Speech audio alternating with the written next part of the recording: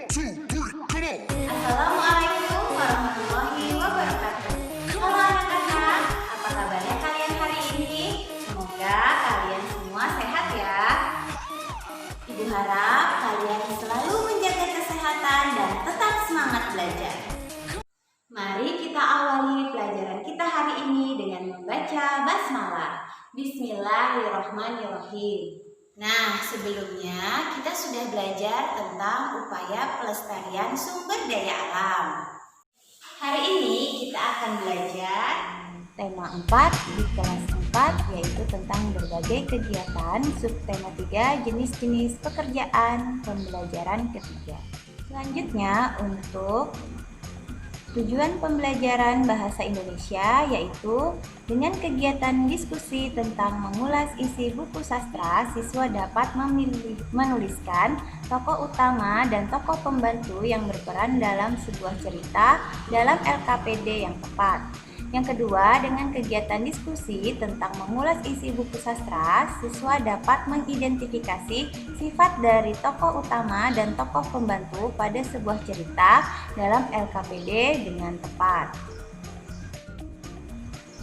Kemudian, untuk tujuan pembelajaran ilmu pengetahuan alam, yang pertama dengan kegiatan menyimak PPT tentang kegiatan kelestarian alam, siswa dapat menyebutkan hal-hal yang dapat mencemari air sungai dengan tepat.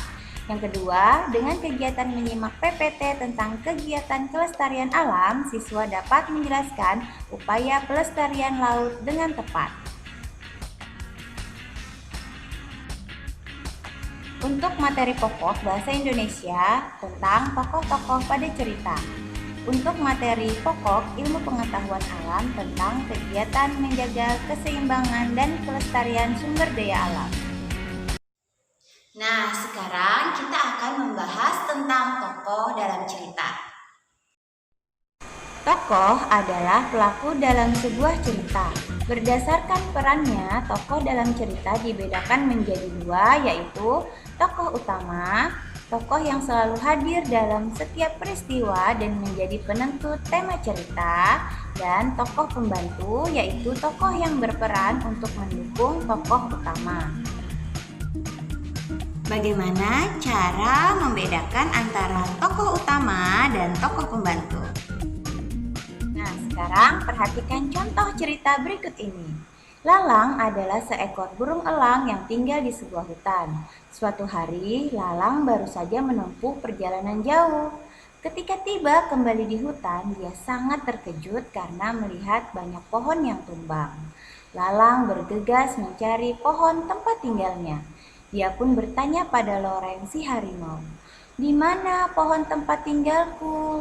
Loreng menjawab dengan sedih, "Banyak manusia yang datang ke hutan dan menebang pohon-pohon di hutan.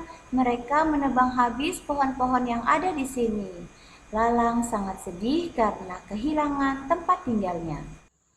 Mari kita diskusikan tentang tokoh dalam cerita tersebut. Ulasan tokoh dalam cerita. Pada cerita tersebut, si Lalang adalah tokoh utamanya. Lalang hidup di dalam hutan dan memiliki pohon sebagai tempat tinggal. Lalang merasa sedih karena tempat tinggalnya ditebang oleh manusia. Adapun tokoh pembantu dalam cerita tersebut adalah Loreng si harimau. Sekarang kalian boleh mengerjakan LKPD kalian di link yang telah Ibu bagikan. Mari kita bersama-sama melakukan tepuk semangat. Tepuk semangat. Semangat. Kegiatan menjaga keseimbangan dan kelestarian sumber daya alam. Sumber daya alam harus dijaga keseimbangan dan kelestariannya. Berikut ini adalah contoh aktivitas yang dapat mengakibatkan pencemaran sungai.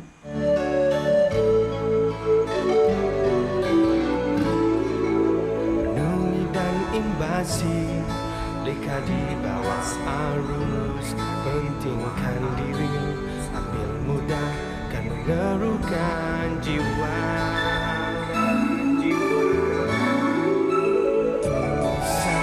Tenggelam hanya di dalam rugi, dalam luka. Jangan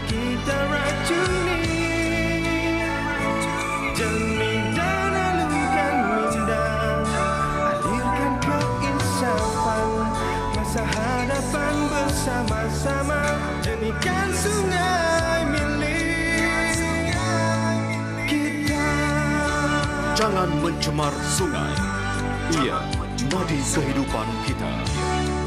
Nah, menurut kalian apalagi ya contoh kegiatan yang dapat merusak kelestarian sungai dan laut? Penyebab pencemaran sungai. 1. Limbah cair industri dan sampah yang dibuang ke sungai mengakibatkan air sungai menghitam dan bau. Kedua, limbah deterjen bekas mencuci pakaian dan pestisida yang terbawa aliran air sawah. Ketiga, racun untuk menangkap ikan.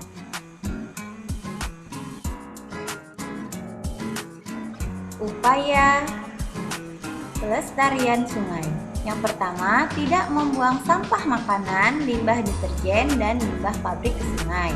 Kedua, tidak menggunakan bahan peledak atau racun untuk menangkap ikan di sungai. Ketiga, melakukan kegiatan pembersihan sungai secara berkala. Penyebab pencemaran laut. Yang pertama, adanya limbah dari muara sungai.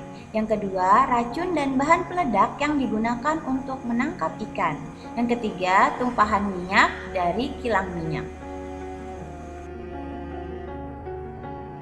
Upaya pelestarian laut.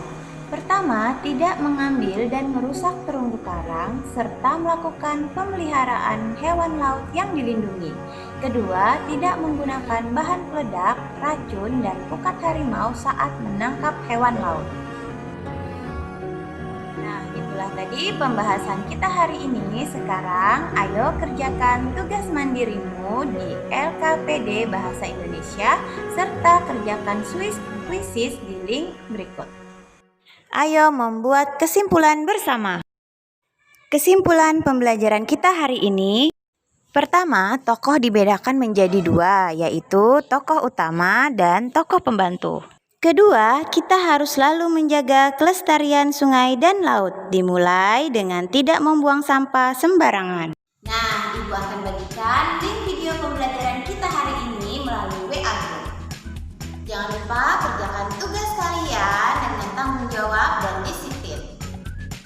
Pada pertemuan berikutnya, kita akan mempelajari tentang memberi pendapat terhadap perilaku tokoh di dalam cerita yang dibaca